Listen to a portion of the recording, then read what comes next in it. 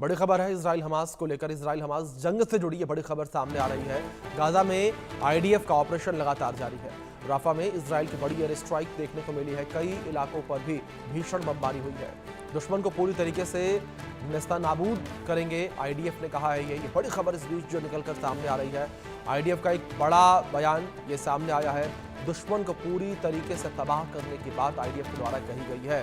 तो गाजा में आईडीएफ का ऑपरेशन लगातार जारी है और राफा में इजराइल की बड़ी एयर स्ट्राइक देखने को मिली है।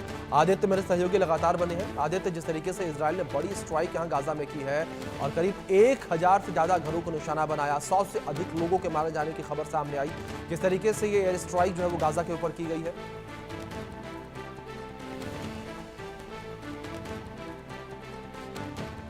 लगातार स्ट्राइक कर रही है गाजा पे, एयर स्ट्राइक्स हो या मिसाइल से हो।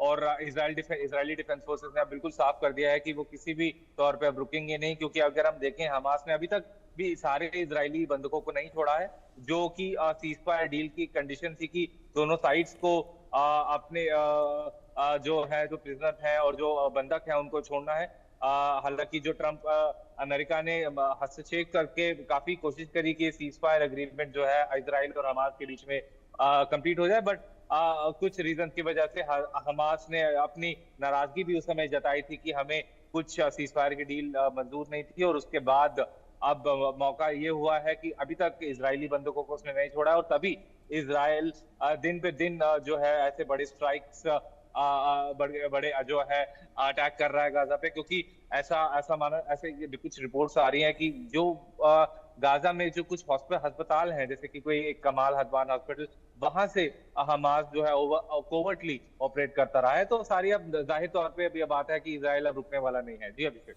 बिल्कुल, जाहिर तौर पर आदित्य, जिस तरीके से आपने जानकारी दी, इजराइल जो है वो रुकने वाला नहीं है। लेकिन वहीं दूसरी ओर आदित्य, अगर बात संघर्ष विराम को लेकर करें, लगातार जो है इजराइल पर संघर्ष विराम को लेकर भी दबाव बनता रहा। अमेरिका के द्वारा भी जो है ये दबाव बनाने का लगातार प्रयास किया गया कि इजराइल जो है वो मान जाए।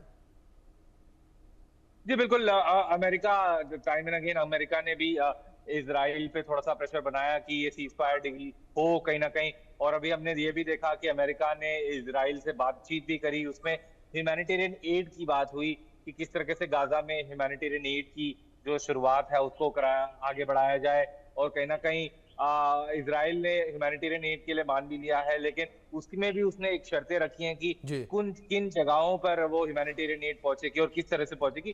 तो अब ये सारे जी जो है अभी स्थिति है देखने वाली रहेगी। अब देखने वाला रहेगा किस तरह से आगे ये स्थिति बढ़ती है। जी बिल्कुल आदित्य।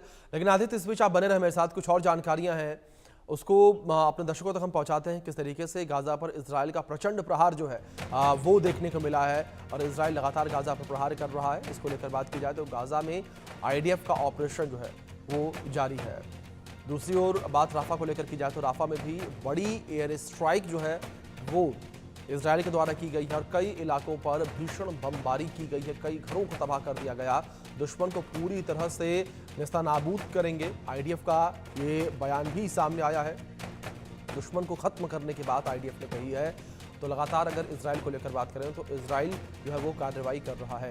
गाजा में इजराइल का नया ग्राउंड ऑपरेशन शुरू हुआ है।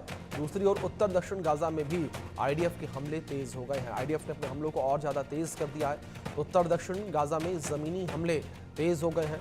टारगेट पर बुनियादी इंफ्रास्ट्रक्चर जो है वो इस वक्त है और एंटी टैंक लॉन्च साइट पर हमले किए जाएंगे। हमारे सहयोगी आदित्य लगातार बने हुए हैं। आदित्य, जिस तरीके से एक और संघर्ष विराम की बात अभी हम कर रहे थे, लगातार अमेरिका भी इस चीज़ की कोशिश कर रहा है कि संघर्ष विराम हो और एक वक्त पर संघर्ष विराम हुआ भी था, लेकिन उस संघर्ष विराम को तोड़ते हुए अपने हमलों को इजराइल ने और भी ज़्यादा तेज कर दिया है। जी बिल्कुल अभिषेक, जो संघर्ष विराम की जो आप बात कर रहे हैं बिल्कुल हुआ भी था। अमेरिका ने ब्रोकर कर भी दी थी सीज फायर डील, लेकिन उसके बाद इजराइल ने दोबारा से अटैक शुरू कर दिए हैं, ये बोल के कि हमास ने अभी तक जो है सारे इजरायली बंधकों को नहीं छोड़ा है। और जो इजराइल के प्रधानमंत्री हैं बेंजामिन नेतन्याहू, उन्होंने बहुत क्लियर कर दिया है कि जब तक सारे बंधक हमास नहीं छोड़ेगा हम अटैक करते रहेंगे। और यहाँ हम देखें इजराइल जो है 3 फ्रंट पे लड़ रहा है। वहां हिजबुल्लाह से लेबनान के फ्रंट पे लड़ रहा है, वहां हुतीज के यमन में हुतीज के फ्रंट पे लड़ रहा है, और यहाँ गाजा में हमास के साथ। तो अब देखने वाली बात है कि इजराइल जो अपने दिन पे दिन अपना एंटाई जो है बढ़ाता जा रहा है, अटैक बढ़ाता जा रहा है, क्योंकि इजराइल अभी भी ये मानता है कि उसकी सारी जो अभी उसकी जो शर्तें हैं वो नहीं मानी गई हैं। हालांकि जो डोनाल्ड ट्रंप है वो पूरी प्रयास में लगे हैं कि जी किस तरीके से सीज फायर डील हो जाए, बट अभी बिल्कुल जो मौजूदा स्थिति है बिल्कुल उसको आदित्य, देख के बिल्कुल ठीक लगता कहा नहीं है आपने कि कि अमेरिका भी लगातार ये प्रयास कर रहा है कि किसी तरीके से सीज फायर हो जाए यहाँ पर।